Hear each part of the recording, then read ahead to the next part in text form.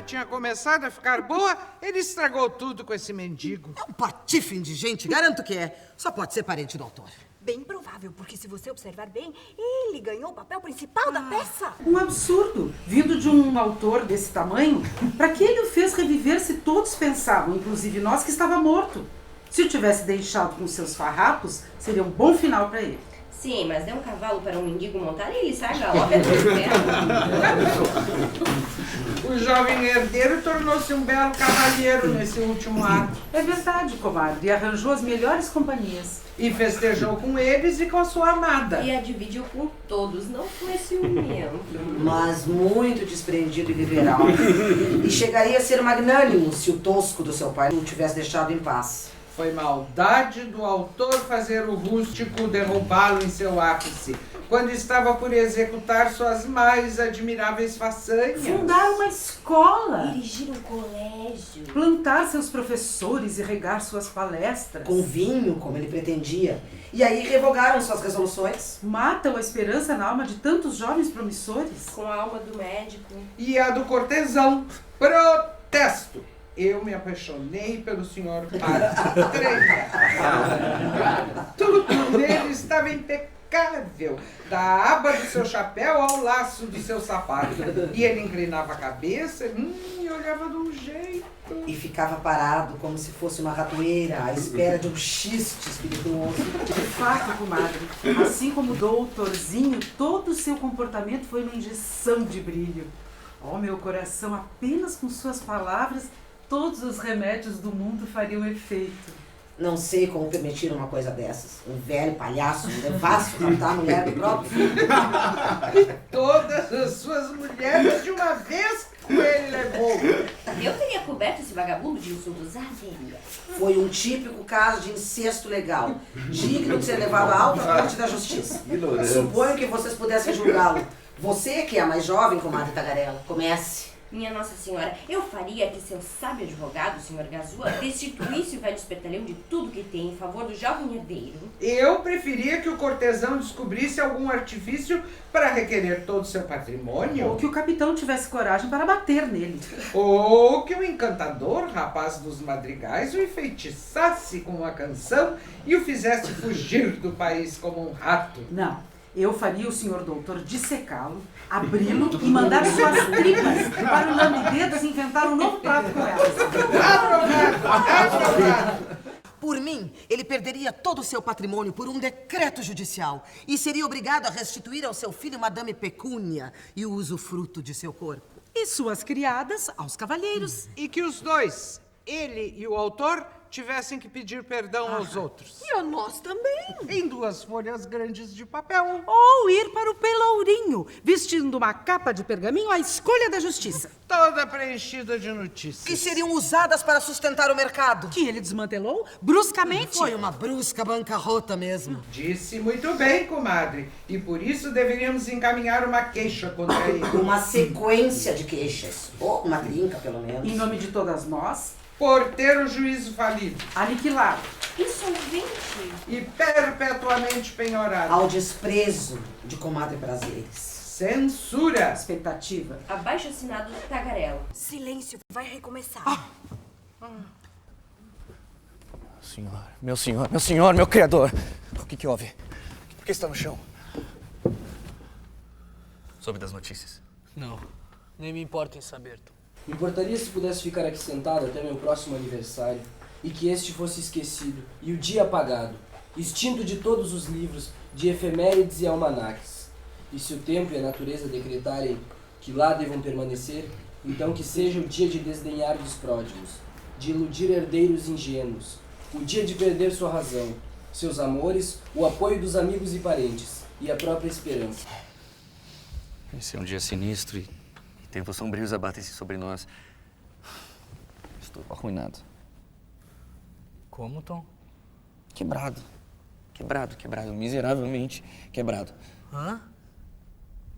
Nosso mercado de notícias está desfeito, completamente aos pedaços. Como? Abalados por um terremoto, não ouviu o estrondo dos desabamentos? Explodimos todos. Assim que ouviram que Pecúnia, a infanta, A quem consumiram na esperança de que fosse sua benfeitora e vivesse com eles, fora levada. Os nossos repórteres, o editor, o contador, viraram fumaça. Nosso honrado patrão virou outra coisa. Como vimos, foi reempossado como comandante dos debochados. Eu e meu colega fomos derretidos como manteiga. A nossa escrita roubada. E o mercado desapareceu. O último boato é que seu pai e Gazua, o homem das leis, estão rompidos. Como? Mas isso me desperta de minha letargia. E deve levar o caso à justiça. Gazua nega a existência de um termo de posse e um testamento que seu pai diz ter feito. Isso quando concebeu o plano para testar o senhor, transferindo provisoriamente os bens deles na eventualidade de sua morte, para o nome do advogado. Então Gazua tem um testamento? Não sei dizer. Cautela se perceber que Gazua vem chegando. Aí vem a Vossa Excelência. Vila Júnior faz um sinal para Tom, que se esconde. Vila Júnior retoma sua postura de desespero. Entra Gazua. O quê? Meu herdeiro de veludo feito mendigo na mente e nas roupas? Veja a pena em que você e meu pai me condenaram por seus planos. Planos de seu pai. O senhor pode dizer, não meus. Ele é um homem de coração duro. Lamento por sua rígida decisão. Homem algum deveria repudiar o afeto e a natureza humana para destruir os seus e triunfar em vitória tão cruel. Ele rompeu comigo por defender o senhor. Me chama de patife. Diz que traí sua confiança e que vai fazer com que me expulsem da ordem dos advogados. E você mereceu? Deus conhece minha consciência e sabe de sua modesta extensão. Sou um homem de mente estreita e reta. Meus pensamentos posicionam-se em uma linha, num trilho, sem curvas nem desvios, no caminho da lei. Olho sempre para frente em direção ao objeto que o meu cliente quer atingir. Você recebeu um testamento, então? Senhor, eu recebi algo que vai manter o soberano de toda a herança, se eu for justo, como creio que serei. Meu terno e escrupuloso coração não me permitirá ver o herdeiro despojado e, como um pária, ter seus laços de sangue rompidos. A lei me proíbe de consentir o assassinato civil de um filho. Onde está o testamento? Está com você? Não. É um documento muito importante para ser carregado em uma pasta como um requerimento de licença ou uma solicitação de abono pecuniário qualquer. Está na casa de Lambidedos, guardado a 7 chaves e 2 cadeados. Ai, mande trazê-lo. Eu já lhe mandei que o trouxesse para que o senhor pudesse vê-lo. E Lambidedos sabe o que está trazendo? Não mais do que o asno de um verdureiro sabe que raízes carrega. Como um asno. Eu ia enviar a meu pai uma carta de arrependimento. Ainda bem que não o fiz. Que o pendure como a uva azeda, que não dá vinho, apenas vinagre. Vou lhe mostrar minha carta. Vila Júnior sai. Mostre-me um desafio maior. Se eu conseguir enredar pai e filho e lucrar as custas de ambos, movendo um processo contra o velho pelo total de seus bens e valendo-me do crédito do filho para levá-los à justiça, arruino os dois, ambos com seu próprio dinheiro. Seria um feito digno do meu capelo? Capelo, é. E da beca que visto, capaz de dar o nome de Gazua a uma lei. Onde está, senhor? Por que demora? Volta, Vila Júnior. Não consigo lembrar onde guardei a carta, mas estou certo que foi em um lugar seguro. Ah, não importa, senhor. Confie neste seu fiador. Lhe atesto que terá seu testamento e confesso, tenho confiança pelo senhor, temendo que algo fatal acontecesse com ele. Mas deve-se pensar em uma gratificação, em um subsídio, senhor, pelos encargos do processo, que serão altos. Contra um homem poderoso como nosso pai, um homem que possui tantas terras, além de pecúnia e suas amigas. Não tenho condições de lutar na justiça contra ele e ainda preciso interferir no processo em defesa dos meus próprios direitos, sempre em seu benefício. E, portanto, precisamos ter coragem e usar seu crédito para obter um empréstimo. Faça o que quiser, desde que estejamos seguros e o testamento o garanta. Não tema. É ele, seu pai, quem pagará as custas do processo final. Vamos tirar todo o leite deles, de seu pai e pecúnia, extrair todo o seu creme antes que ele tenha o testamento em suas mãos. Seu nome é Gazua, mas ele vai descobrir que sou uma fechadura. Entra mendigo chamado de Pilacênio nessa cena. Então, Consultando seu ilustre advogado a respeito da fraude, você também está no conluio para me lograr? Que conluio? Seu advogado sabe. O senhor Gazua ali. O senhor vai me devolver o testamento? Senhor, tenha paciência. Puxe pela memória e pense... Que testamento? De onde surgiu isso? Eu tenho o termo de posse. O termo configura algum testamento? Não é um instrumento pleno e rigorosamente legal, ratificado e transmitido perante testemunhas com data em aberto? Mas qual foi a deliberação? Quais foram os juramentos e compromissos solenes que o precederam? Não lhe direi, senhor, já que sou instado a isso. Conforme me recordo, o senhor me contou que havia se apoderado de uma enorme propriedade através de um confisco por meios inidôneos. Como? E que estava até cansado dela. Se as pessoas de quem o senhor tomou a propriedade ainda vivessem, o senhor ficaria feliz em dividi-la com todos como uma forma de compensação.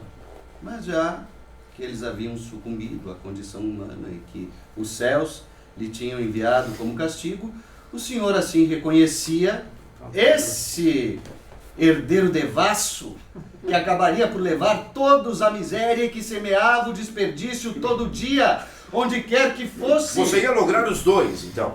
O seu cúmplice também.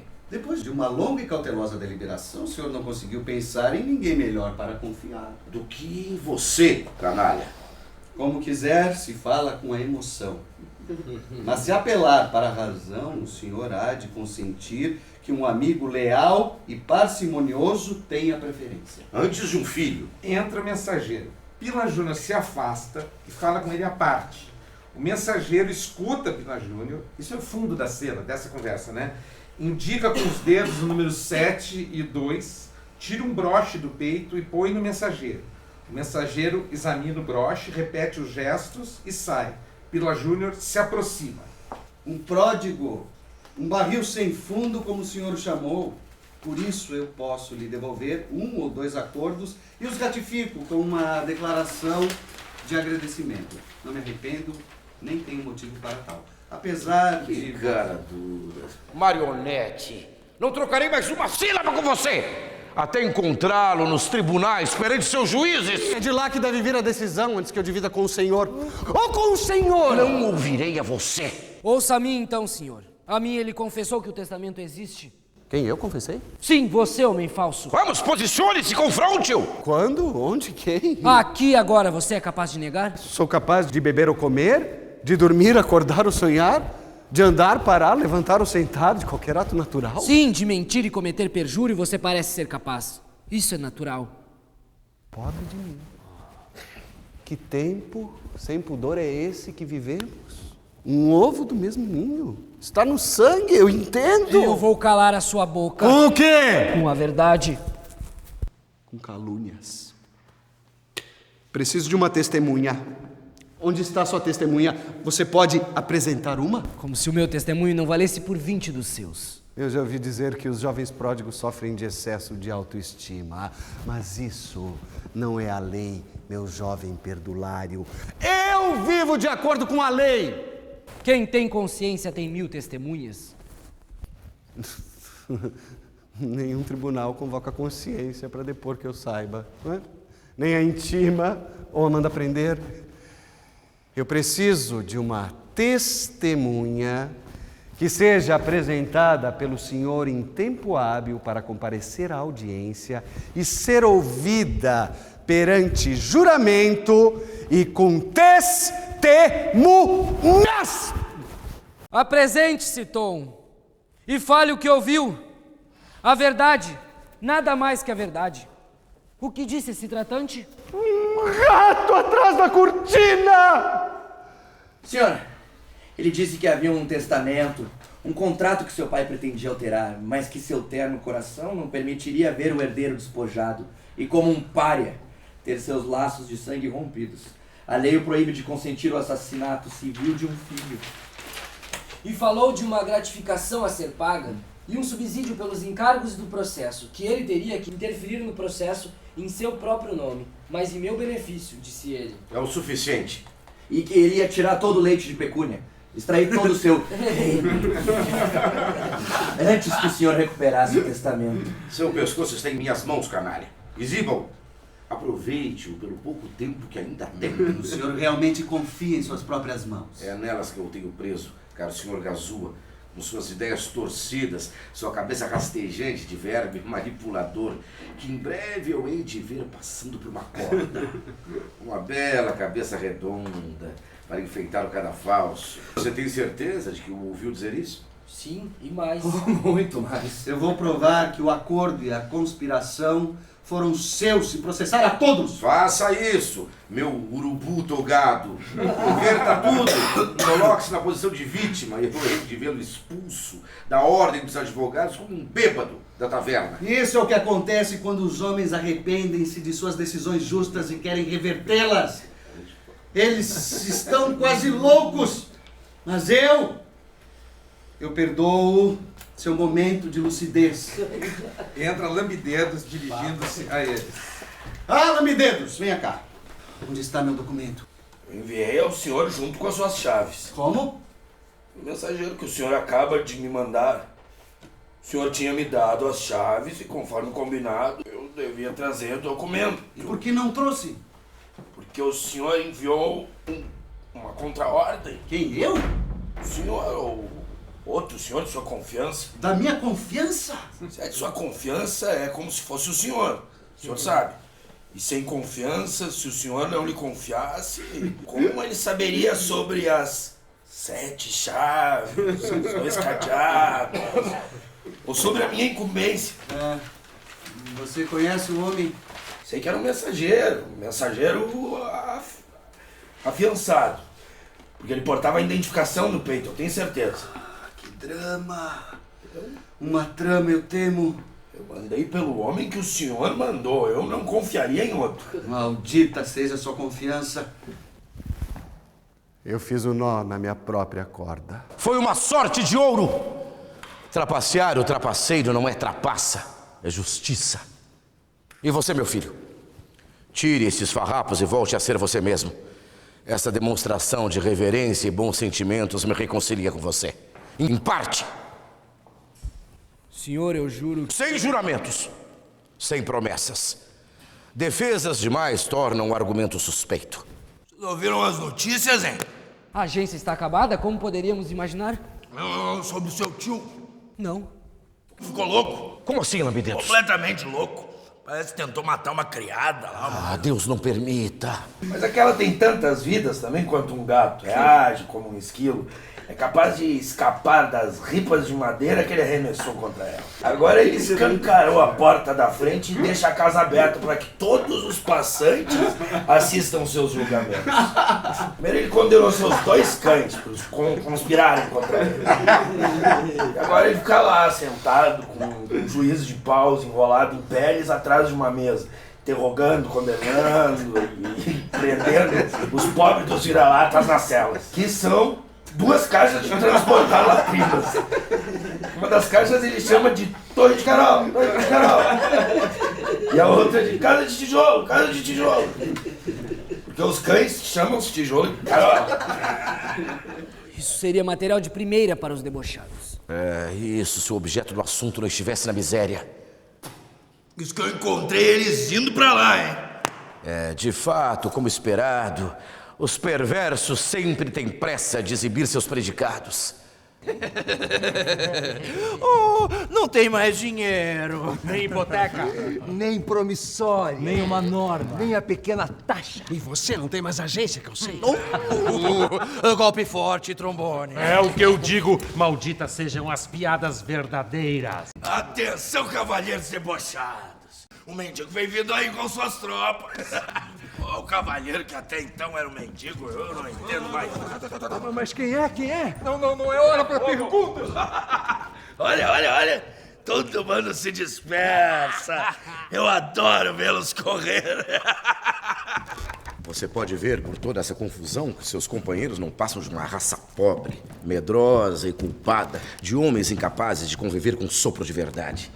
Conscientes da sua própria falta de honestidade e espírito, fugiram apavorados com o terror que eles mesmos causaram. E mais, seu retumbante Capitão Trombone e os outros, tão confiantes quanto a fanfarra dos metais, ousam colocar qualquer desgraça sob a lente do ridículo, com a desculpa da piada debocham das coisas mais sérias, quando não sagradas. Quem é este? Meu irmão? De volta à vida? Sim, vim para restaurar seu juízo, caso sua fúria seja loucura breve, motivada pelas perdas que agora restituo. Aqui estão: hipoteca, norma, promissória e taxa. Elas vieram morar com você e assim perdoar o pródigo por ter lhes roubado a senhora. Pecúnia também está aqui. Veio para dar a Pila Júnior a justa liberdade de usá-la como amiga, não como escrava ou deusa. A idolatria ofende a divindade não menos que o desprezo. É isso, meu irmão. Usar as coisas é tudo.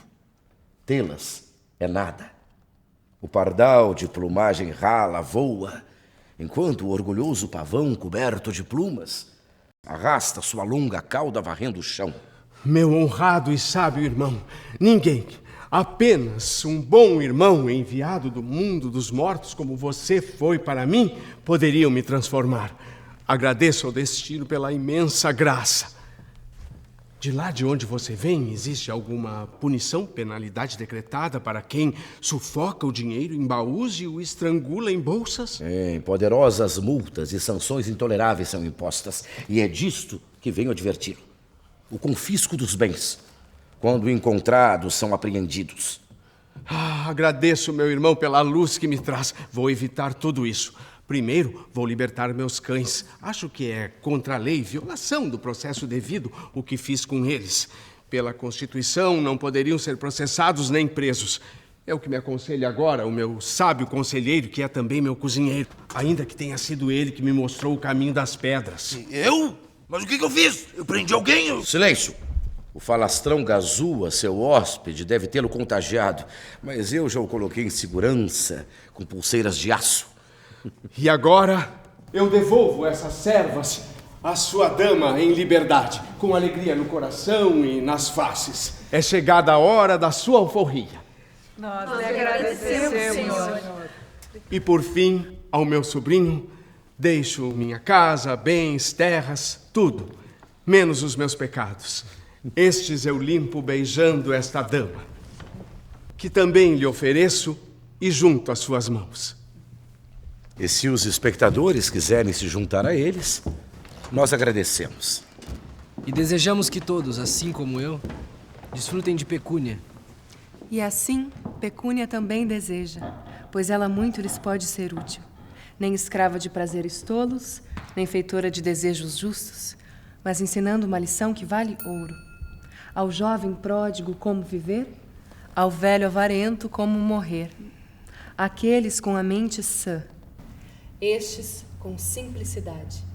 Os autores revelaram duplo intento, ensinar e dar bom divertimento. Se a flecha desvaria e erra o alvo, o espírito do arqueiro resta salvo. O arco, a um só tempo curvo e tenso, não rompeu qualquer corda do bom senso. Se o que era antes certo agora é de estranhar, quem sabe foi o tempo que mudou o olhar? Ou foi a dúvida e seu vento cortante quem pintou nuvens no claro horizonte? Lamentando gastar seu tempo e engenho, o autor segue firme em seu empenho. E vencerá na próxima sessão, se tiver outra vez sua atenção.